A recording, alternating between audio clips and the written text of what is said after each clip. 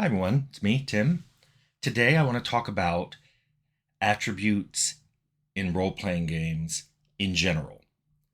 Because the last couple days I've talked about specifically the attributes in Fallout and in Arcanum. And it made me think, wow, not only have my thoughts changed since then, I've been in so many discussions about attributes. I've seen lots of RPGs that handle our attributes differently. Plus, someone even mentioned in the comments that I was saying how Dex was so overpowered in GURPS in a much earlier video where I talked about the GURPS apps I made, including a combat simulator. But then in Fallout and in Arcanum, I did the same thing. And you're right, I'm totally guilty. I remember both of those design sessions that led up to that. And in every case, it just seemed appropriate that dexterity would be involved in those skills or derived stats. So I've gotten better and I have some ideas on that, but I want to kind of talk too about this is me spitballing ideas. I don't think I have the absolute design fiat on how to do attributes. But at the same time, just thinking that way made me go, that's what I really miss about so long ago at Interplay when we made Fallout.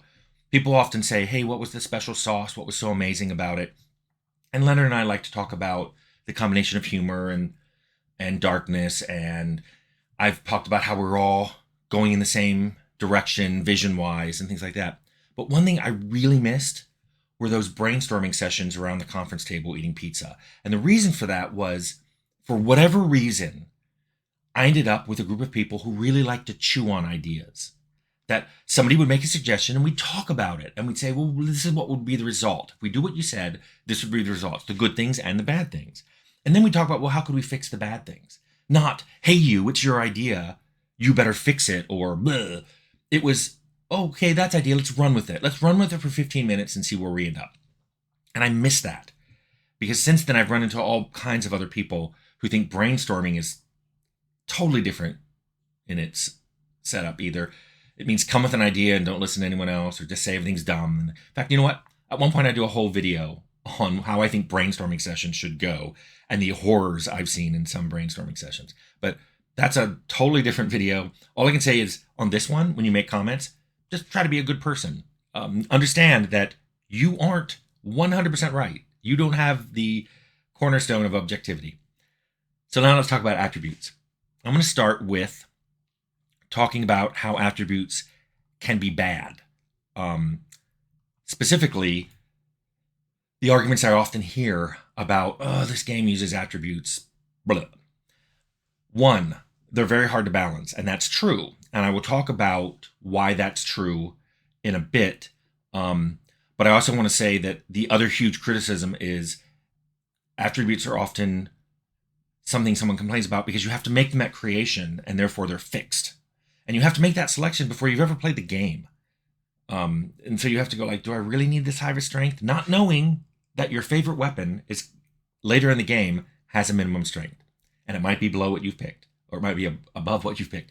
So just the fact that players need to decide on these before they've ever played the game, even if it's a replayable game, you still face this as your first character. That's a bad thing. But the other one, which I was saying where, hey, there's no matter how you make the attributes and range, if you make attributes have a really small range, say 0 to 5, or even sometimes 0 to 10, but 0 to 5 is a really small range, then any in-game bonus you get for an attribute is huge. I mean, if you had an attribute range go from 0 to 5, even a +1 puts you 20% higher. And if there are lots of things that give bonuses, or if bonuses stack, like you can put on an item that gives you +1 strength and then take a drug that gives you +1 strength, you just covered 40% of the range that strength can even be in. However, if you flip it around and say, well, we'll do a big range, like 1 to 100, then the problem with that is when you spend points on it in character creation, it doesn't feel like you're getting much bang for your buck. The difference between a 17 and an 18 strength when the range is 1 to 100 is minuscule. I still remember I was really into EverQuest. In fact, one day I'll do a video, and I know people are getting tired of me going, I'll do a video on this, but I really got into MMOs for a few years. And I loved EverQuest. It was one of the first graphical MMOs I played. But its AC range was 0 to 1,000. And I used to see people in that game argue over who gets the new, cloth drop that would change their AC from 16 to 17. And I remember thinking, is there really on a scale of 1 to 1,000 a big difference between 16 and 17? I don't care. But people would fight over it. So, if you have a big range, too small of a range, bonuses are too powerful, too big of a range, and spending points at character creation doesn't mean anything. So notice that that's true on anything you can spend points on. That's true for skill ranges or perks that can stack and all that. But because you have to pick attributes right at the start of the game where you really don't know what the game is going to feel like and what the game is going to punish you for having too low or reward you for having really high, attributes feel specifically sensitive to that criticism. So you may go, well, why do we even use attributes at all? Well, I love attributes because they make different classes and different races and different backgrounds feel meaningfully different. So a perfect example of that stuck with me for almost my whole career is the original AD&D, or D&D version 1 for newer kids. There was extra strength you got if you rolled an 18, but only if you were playing a fighter class, fighter, ranger, paladin. And that's when you rolled percentile dice, so you had 18 from 1801 to 18100 or 1800. That was really cool. And I remember later when I introduced AD&D to some people, they got really upset about, hey, my magic user has an 18. How come I don't get to roll? And I thought it was cool because it made fighters extra special, especially in a game. When you have a game that has classes, the classes all tend to feel a little samey. And I think D&D fixed that later on with lots of feats and class abilities that you can choose to buy. But I also think that attributes are really cool if any in-game bonuses for them are really rare. Like I could see making them impossible to get. Like there is nothing that adds to your strength. Instead, there are things that add to things that strength does. So if strength gives you a bonus carry weight and a bonus damage, then there are things in the game that can increase your carry weight, and there are things in the game that can increase your bonus damage, but there's nothing that gives you a bonus to strength. I think that's a cool way to treat attributes. I've noticed that as gaming has evolved, another thing I've seen with attributes is attributes used to start in the middle. And if you went below, you got penalties, and if you went above, you got bonuses. And I've seen a lot of games change it so that there's always a bonus associated with it. And if you move it down, your bonus goes down. And if you move it up, your bonus goes up. I've even seen people talk about this, other designers, and they say, oh, well, we replaced the carrot stick model with the little carrot, big carrot model. If you're wondering, I first saw this obviously done and discussed that way for World of Warcraft. And I even talked to some of the World of Warcraft developers, and they even said specifically, yes, we did that deliberately. And a lot of people think that's the same thing. Well, what's the difference between having penalties and bonuses versus tiny bonuses and big bonuses?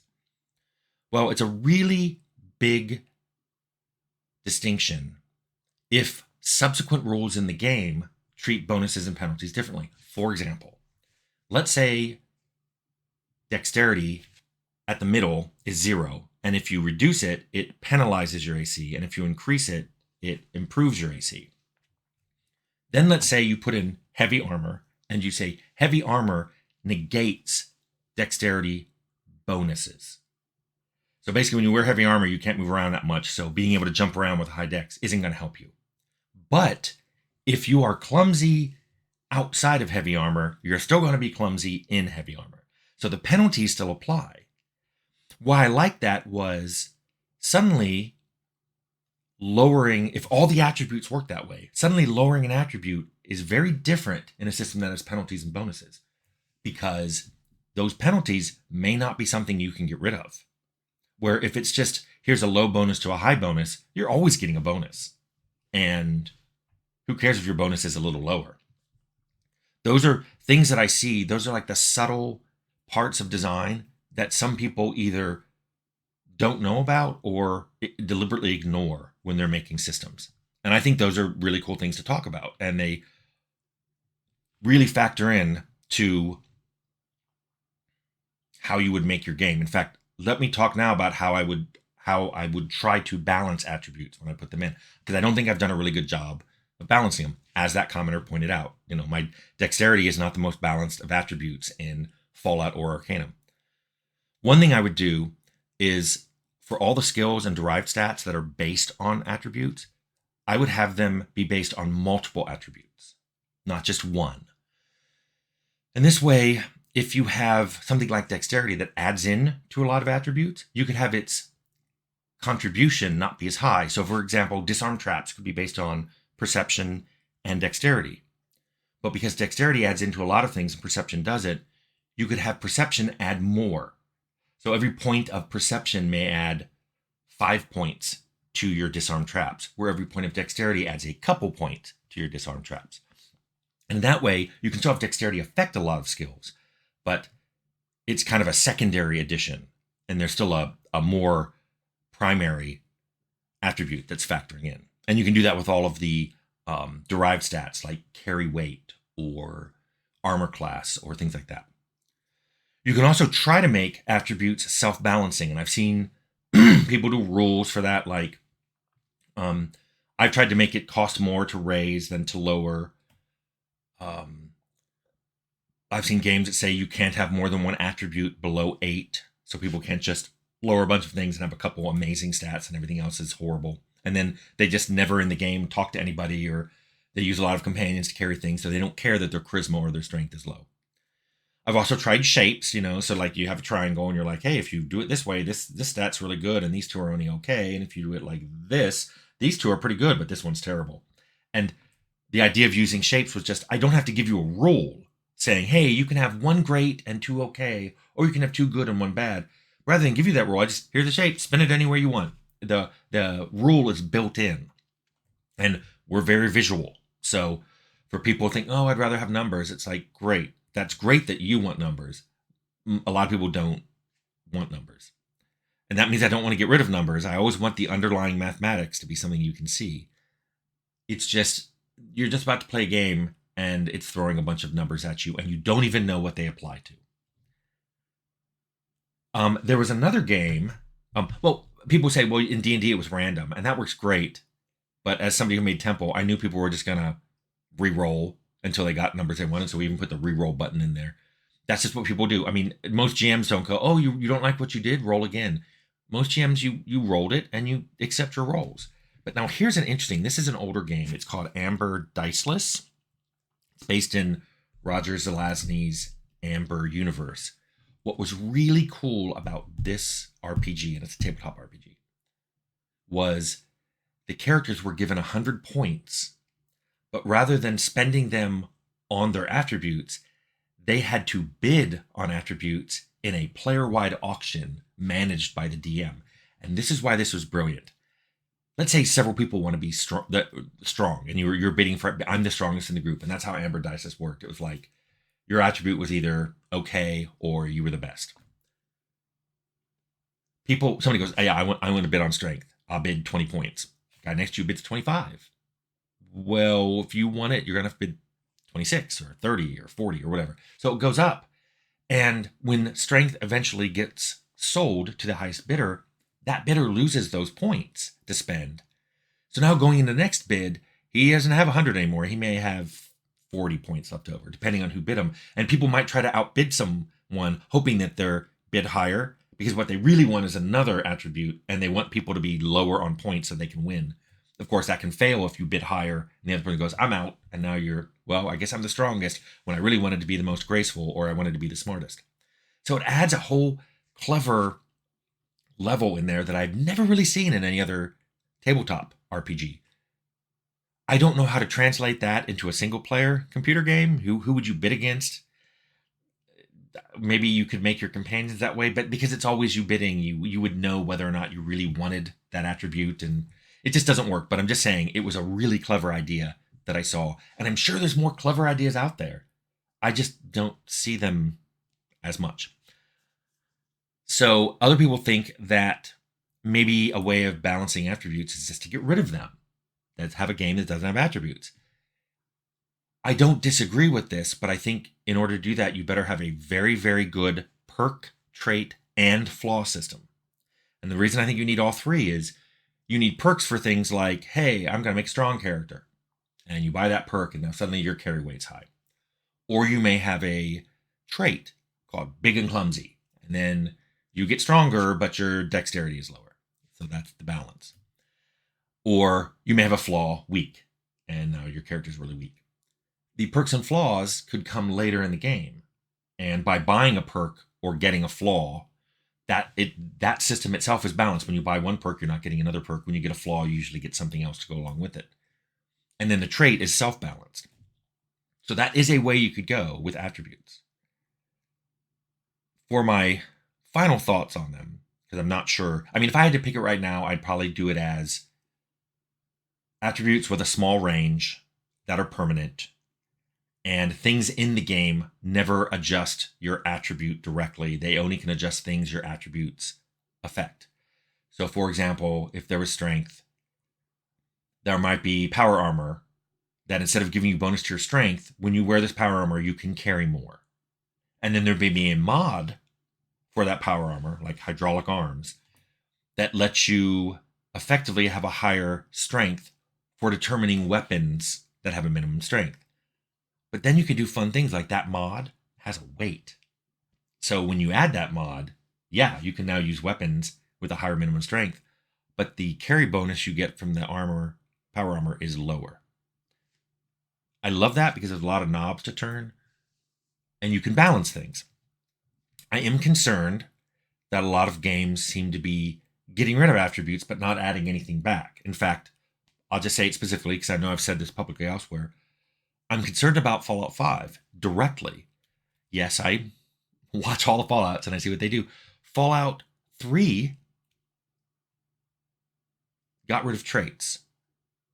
And I really like traits. Traits are those wonderful self-balanced things you buy at character creation.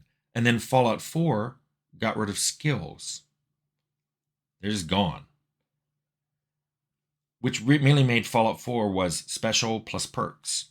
I'm really concerned maybe Fallout 5 is just going to be perks. That there won't even be special. I mean, I don't know what's going on there, but there certainly is a trend to eliminate choice at character creation. And I'll also say, I really prefer games now that offer some kind of negative characteristics. I like flaws. I like weaknesses. I like low attributes. It should be pretty obvious from all the games of mine you've ever played. Whatever you want to call them, whatever type you want to put in, I like that because I think it makes characters much more fun and much more challenging to play and much more memorable.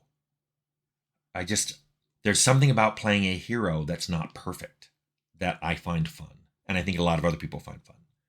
So when you lose attributes, or if you have attributes that only have bonuses, I think you lose some of that. So that's what I would probably do going forward. I hope you like this long-winded attribute monologue.